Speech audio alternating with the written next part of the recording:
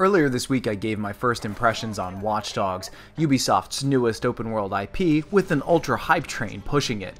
I've completed the main game and got in as much multiplayer as possible, and now it's time to spell out what Watch Dogs does right and what it does wrong.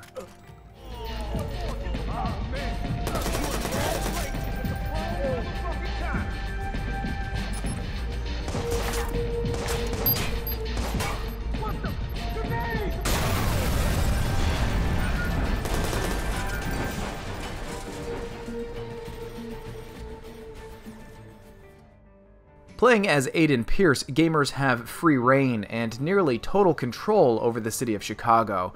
Every car can be driven, every citizen can be profiled, bank accounts can be tapped, privacy can be invaded. It's near omnipotence in digital form thanks to Aiden's illegal access to CTOS, the Bloom Company's citywide control program that connects every piece of technology and all social media together.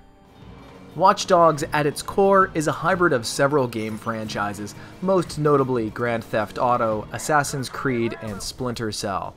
In some cases, it greatly improves on these formulas. In others, it doesn't live up to its predecessors. This mixed bag experience is still very impressive and enjoyable, but unfortunately, it's not what many people were expecting. But for now, I'm going to go through what Watch Dogs does right. Watch Dogs takes the typical vigilante story and turns it on its head a bit, and brings it closer to human than most superhero stories dare to go. It starts off as a Batman-like scenario, a lone warrior fueled by familial loss. But what it turns into is a story about what happens when the superhero's identity is known by his ruthless enemies. There are moments that genuinely touched us within the main story. The side stories unlocked by tapping into other people's home cameras all smack of authenticity, showing humanity's unspoken but universal insecurities, shortcomings, and tragedies. It's a social statement about how we all suffer alone, but when we show our public face, we tend to mask ourselves. But outside the story, the gameplay earns high marks from me in a few areas. First of all, I simply cannot praise enough how much I love seeing a difficulty option in an open world game. Setting the game on realistic difficulty made Watch Dogs infinitely more enjoyable. I hope that Ubisoft puts this option into all their upcoming Assassin's Creed games as well. It made the stealth and the firearms gameplay more rewarding and worthy of my time.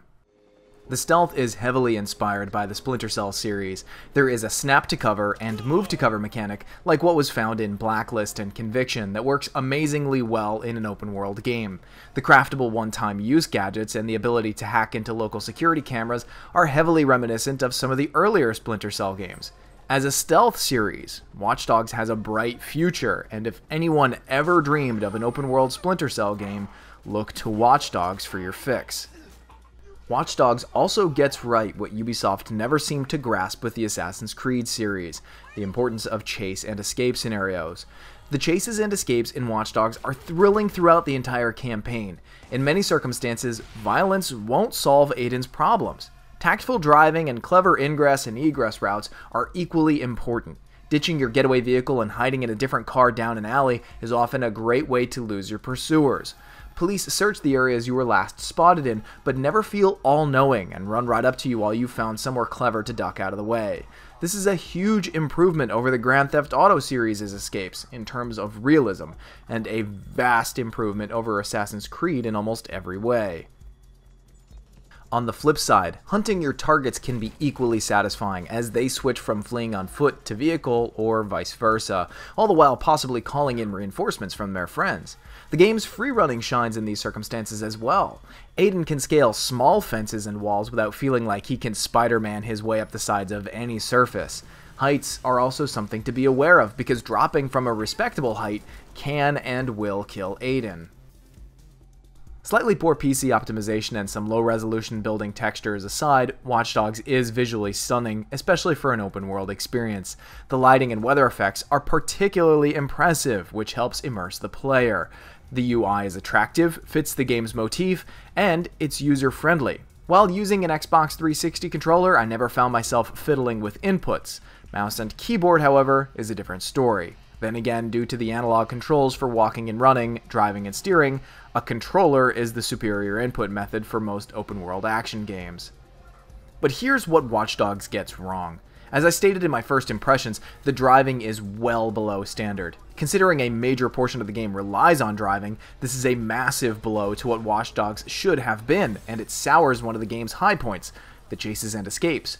Wonky physics and horrible handling at all speeds in almost all cars makes driving an unattractive option in many circumstances. I found myself using the quick travel more often than I would have liked.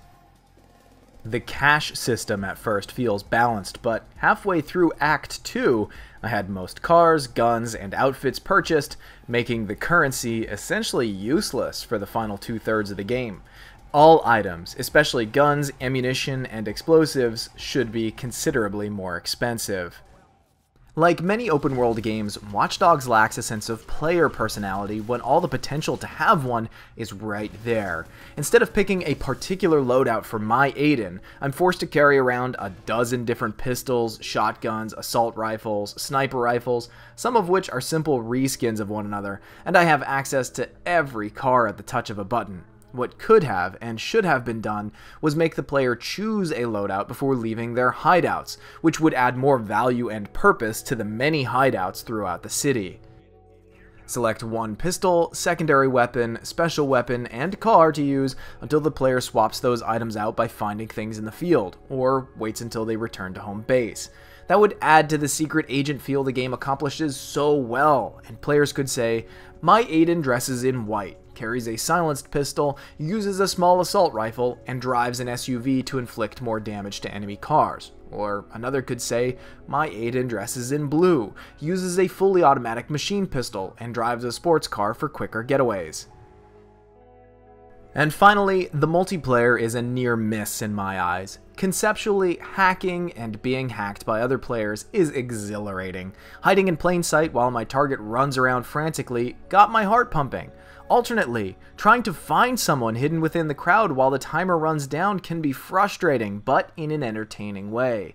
The problem is twofold. 1. More often than not, losing players will simply shut their game down and close the session. 2. Watch Dogs doesn't punish players who do this, or alternately, it doesn't give the victory to the player who was winning. When it works well, and when you play with gamers who are good sports, it's a ride like no other.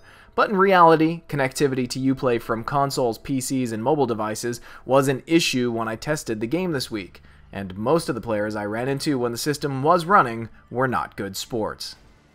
Happily, the multiplayer is not mandatory and can be turned off in the options menu if it's not your cup of tea. Turning off the multiplayer does not detract from the value of the game. In the end, I truly enjoyed my time with Watch Dogs, and I can recommend it, but it is a flawed experience. Even though this heavily borrows from other franchises, it still feels remarkably fresh, and I'd love to see a sequel in a new city with tightened up driving controls and a more personal user experience. The story is a good spin on the tired vigilante formula. I was attached to it, and I wanted to bring justice to those who wronged me. The stealth play and combat were surprisingly good, and having a difficulty option won me over in a big way. Of course, there will always be naysayers comparing the final product to what was shown at E3's past, but let's just use this as a lesson for everyone to learn from. Gamers should never ever judge a product until the final version is released, and developers need to dial back their presentations and bring them closer to reality. I can't deny that I'm a little disappointed by what Watch Dogs could have been, especially since all the pieces to the puzzle are right there. But judging the game on what it is, I still liked what I played, and I'll definitely be replaying it sometime soon. Considering Watch Dogs has broken some Ubisoft sales records, the ball is in their court to give gamers a sequel that improves on this experience.